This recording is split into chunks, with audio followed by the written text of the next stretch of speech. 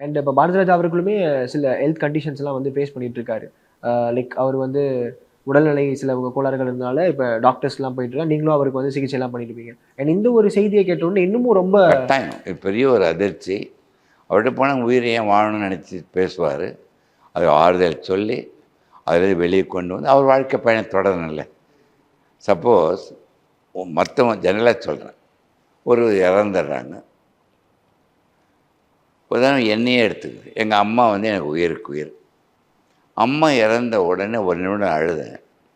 அதுக்கப்புறம் அம்மாவ நான் வந்து காப்பாத்திருந்தேன்னு வச்சுக்கங்க, ஏதோ முயற்சி அது பெரிய கெடுதலா கூட மாறியிருக்கும்.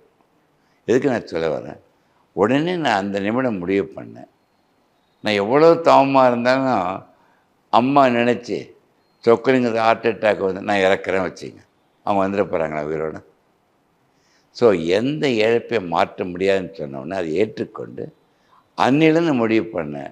எங்க அம்மா என்னோட உயிரோட வாழ்ந்துட்டு இருக்காங்க. அவங்க இறக்கவில்லை.